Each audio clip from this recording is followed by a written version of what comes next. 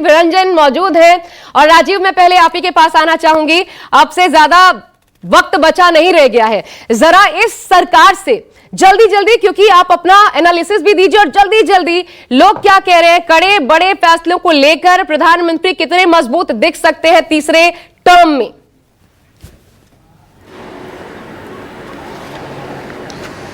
देखिए, आशा शपथ ग्रहण समारोह अब से कुछ देर बाद हो जाएगा और गठबंधन सरकार में उतार चढ़ाव और मनमुटाव कैसे होते रहते हैं, इसकी शुरुआत शपथ ग्रहण के पहले ही आपने देख ली। अजीत पवार गुट एनसीपी के जो नेता हैं प्रफुल्ल पटेल, उन्होंने कहा कि उन्हें, वो कैबिनेट मंत्री रह चुके हैं, उन्हें राज्य मंत्री बनाया जा रहा था स्वतंत्र प्रभार, इसलिए उन्होंने स्वीकार नहीं किया। अजीत पवार ने भी कहा कि कैबिनेट मंत्री पद की बात हुई थी, अब राज्य मंत्री पद दे रहे हैं और अब बाद में देखा जाएगा जो कुछ भी होगा।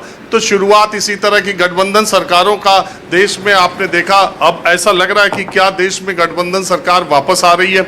दूसरी बात, अब वो कड़े और बड़े फैसले लेने से पहले सहयोग, समन्वय, सहमति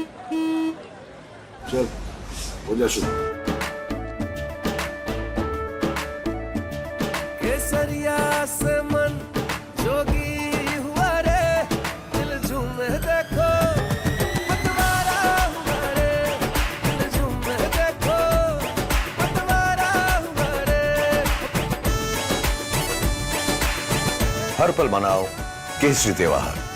विमल, बोलो जुबान केसरी बनाने की जरूरत पड़ेगी। इसमें सबसे ज्यादा इंपॉर्टेंट बात जो अभी की बात है वो ये है कि प्रधानमंत्री नरेंद्र मोदी अभ्यस्त नहीं है इस तरह की गठबंधन सरकार चलाने का। पहले जब से वो मुख्यमंत्री बने, 3 बार मुख्यमंत्री, 2 बार प्रधानमंत्री, पहली बात तो ये कि पूर्ण बहुमत की सरकार चलाने का अनुभव है और सामने विपक्षी बेंच हमेशा उनके सामने कमजोर स्थिति में, विपक्ष की संख्या बहुत नॉमिनल हुई, चाहे वो गुजरात में चुनाव लड़ते रहे हो और चाहे यहाँ प्रधानमंत्री के तौर पे रहे हो। अभी तक का सबसे मजबूत विपक्ष उनके सामने इस बार खड़ा हुआ है। तो ये देखने वाली बात होगी कि ये सरकार चली तो कैसे चली और विपक्ष अपनी भूमिका को किस तरह से निभाता है। लेकिन चूंकि आज राष्ट्रपति भवन में शपथ ग्रहण समारोह है और देश के तमाम न्यूज चैनल्स इसकी कवरेज कर रहे हैं, हम लोग भी कर रहे हैं, तो सब लोग तो राष्ट्रपति भवन और वहाँ का ओपन हॉल में, जहाँ प्रांगण में वहाँ शपथ ग्रहण होना है, वहाँ का माहौल दिखा रहे हैं। मैं आपको बाहर का माहौल दिखाता हूँ और कुछ चीजें ये दिखाता हूं कि लोग जो पार्टी के कार्यकर्ता और दूसरे लोग जिनको इनविटेशन मिला है, उनके लिए ये एयर कंडीशनड बस, रेल भवन के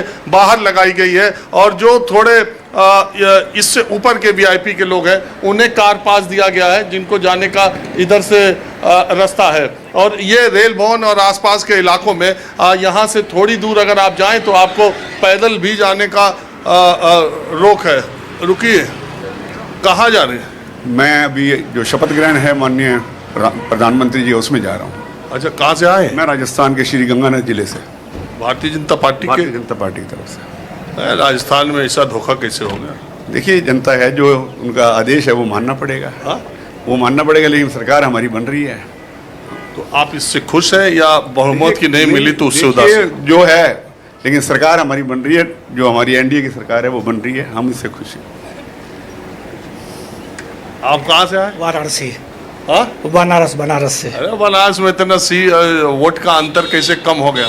ये सब ऐसे चलता रहता है। अभी तो पूरा देश मोदी में है, उसमें हम लोग चल रहे हैं बस शपथ ग्रहण में। अभी तो शपथ ग्रहण में चला जा। बनारस से कितने लोग आए शपथ ग्रहण? हमको लगता है बनारस से लगभग 150-200 लोग आए। तो आप क्या पार्टी के कार्यकर्ता? पार्टी के वर्कर हैं, किसान मोर्चा में पूर्व राष्ट्रीय मंत्री रहे। तो आने की भी स्पेशल व्यवस्था की गई? कोई स्पेशल व्यवस्था नहीं है, सब लोग अपने से आए हैं, अपने नेता के लिए आए हैं। तुम कहाँ से? हम तो बुढ़ारी विधानसभा, मनोज तिवारी हमारे साथ। हाँ, दिल्ली से। पास हो सके ऐसे नजारा? पास नहीं, हम सब ध्यान ही नहीं दिया कि पास की जरूरी है, नहीं तो मैं तो पास मनोज तिवारी से मंगा लेते। रैली है यहाँ, चुनाव रैली आ गया, कोई बात नहीं। हम तो जानते थे कि चलो कोई बात नहीं, 1-2 घंटे खड़ा रहेंगे, फिर इंडिया पाकिस्तान का मैच है, वहाँ चले जाएंगे, देखेंगे मैच, इसलिए मैं आ गए थे। तो आप मिल गए तो मैं रुक गए, तो आपके बहुत बड़ा फैन हूँ मैं। ठीक है।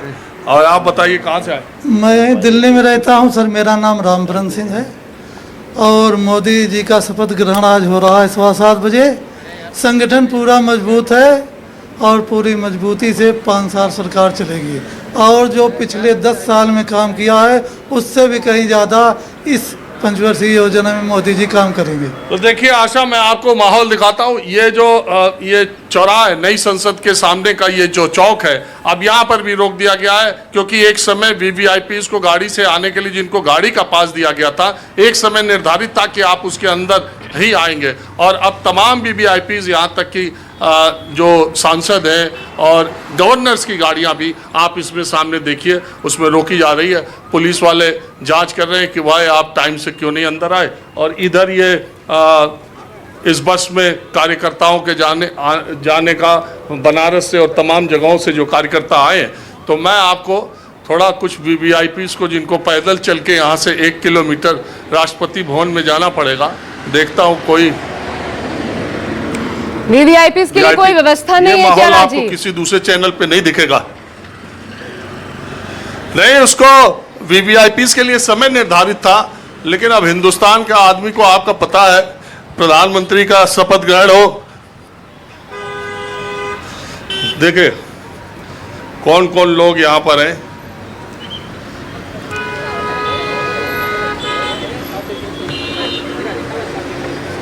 ये देखिए सारे वीवीआईपीज को यहाँ पर।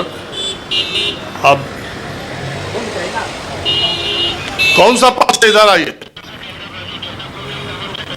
चलिए राजीव, थोड़ा स्क्रीन फ्रीज हो रहा है बार बार, और समझा जा सकता है क्योंकि वहां पर बहुत तगड़ी सुरक्षा है। आज परिंदा पर ना मार पाए, ऐसी इस प्रकार की चौकसी वहां बढ़ती जा रही है, और जाहिर तौर पर उसका असर जो है वो भी पड़ रहा होगा। राजीव का फ्रेम बार बार फ्रीज हो रहा है, हम दोबारा कोशिश करेंगे उनके पास चलने की, लेकिन क्योंकि उन्हीं का वक्त होता है, माहौल आपको दिखाते ही हैं। तो राजीव के दर्शक आज वहां से माहौल भी देख रहे हैं। राजीव रंजन, आपके माध्यम से मैं कोशिश करूंगी दोबारा इस बीच आपके पास जरूर आऊं, लेकिन